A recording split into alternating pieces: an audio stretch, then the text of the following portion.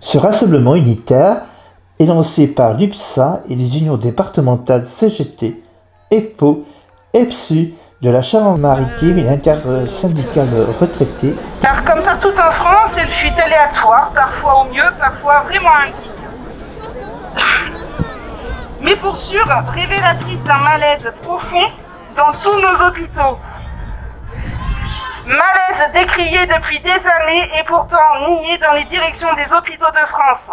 À la merci ou à la botte, nous vous laissons juges des ARS et du ministère de la Santé. On revendique des moyens pour travailler parce que c'est pas toujours évident, on n'a pas toujours le matériel nécessaire. On revendique aussi une augmentation dans les salaires, une revalorisation pour tous les personnels soignants. On fait partie des métiers où on est le moins bien payé en Europe. Donc voilà, c'est pour tout ça qu'on manifeste. Nous allons vous demander votre avis. Que diriez-vous d'un hôpital dans lequel la direction parle de rentabilité, de marketing et de part de marché? Que diriez-vous d'un hôpital dans lequel la direction vous explique que le temps relationnel passé auprès du patient n'est pas comptabilisé avec la T2A et qu'il s'agit donc d'une perte de temps quand on sait que la qualité de la relation soignant-soigné fait 50% du soin?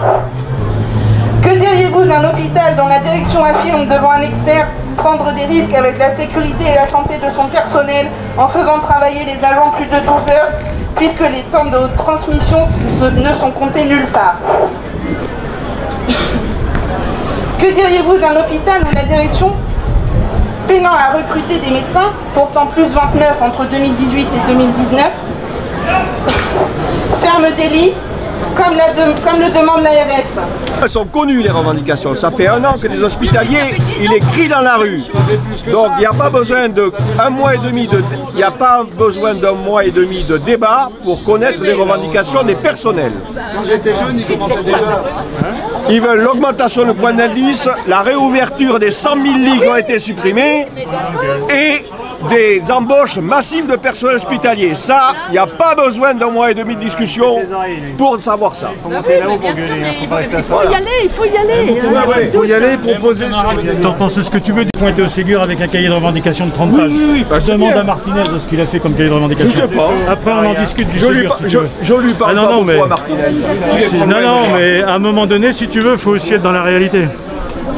Heureusement que la population reconnaît à sa juste valeur le travail des hospitaliers, parce que manifestement l'État, lui, ne le reconnaît toujours pas. Promettre des breloques à des gens qui passent leur vie à prendre des risques et à faire prendre des risques à leur famille pour soigner les gens, c'est leur métier, mais ils leur ont fait faire ça dans des conditions inacceptables. Et ça continue.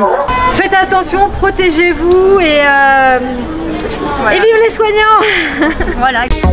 Objects of light fall into space, and the things that did the work